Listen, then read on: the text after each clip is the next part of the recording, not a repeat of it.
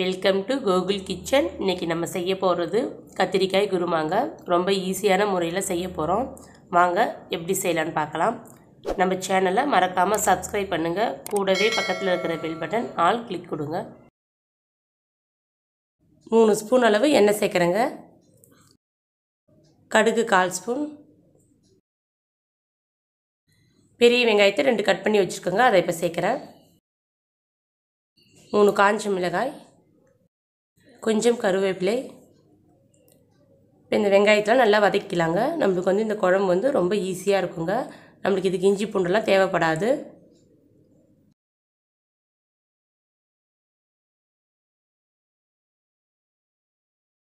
ஒரு பெரிய சைஸ் தக்காளி கட் பண்ணி வச்சுக்கோங்க. கூடவே ஒரு சிட்டிகை அளவு மஞ்சள் தூள். தக்காளிலாம் நல்லா வதங்கி வரட்டுங்க.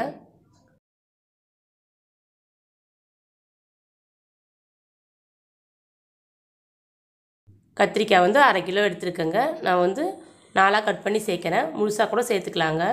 நம்ம இது கூட முருங்கைக்காய் கூட சேர்த்துக்கலாங்க. முருங்கைக்காய் சேர்க்குறோம்னா கத்திரிக்காய் அளவு கொஞ்சம் கம்மியாக சேர்த்துக்கலாம்.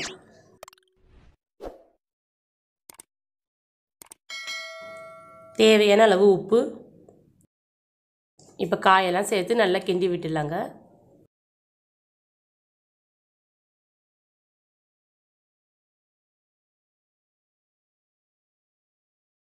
காயெல்லாம் பாதி அளவுக்கு வெந்து வரட்டுங்க. நம்ம கொஞ்ச நேரம் மூடி வைக்கலாம்.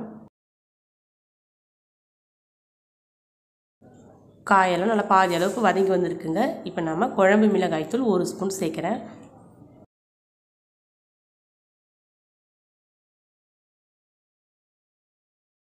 மிளகாய்த்தூளோட பச்சை வாசல்லாம் போகட்டுங்க. ஒரு 2 செகண்ட் நல்லா கிண்டி விட்டுடலாம்.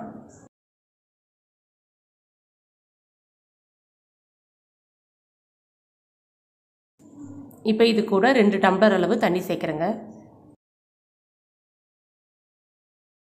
இப்போ ஒரு 5 நிமிஷம் கொதிச்சு வரட்டுங்க. நம்ம அதுக்குள்ளே தேங்காவெல்லாம் அரைச்சி எடுத்துக்கலாம். சின்ன சைஸ் அளவு தேங்காவில் 1/2 மூடி அளவு தேங்காய் எடுத்துருக்குங்க. இது கூடவே 1 ஸ்பூன் அளவு பொட்டுக்கடலை, முந்திரி இருந்தால் கூட ஒரு 5 பல் சேர்க்கலாங்க, நல்லாயிருக்கும். 1 ஸ்பூன் சீரகம் சேர்க்குறேங்க. நல்லா வாசனையாகவும் இருக்கும். இந்த குருமாவுக்கு நம்ம சோம்பு சேர்க்கக்கூடாதுங்க, சீரகம் தான் சேர்க்கணும். இப்போ இதெல்லாம் சேர்த்து நல்லா அரைச்சி எடுத்துக்கலாங்க. இப்போ குழம்பு 5 நிமிஷம் கொதிச்சதுக்கப்புறமா அரைச்சி வச்சுருக்க தேங்காவெல்லாம் சேர்த்துக்கலாம்.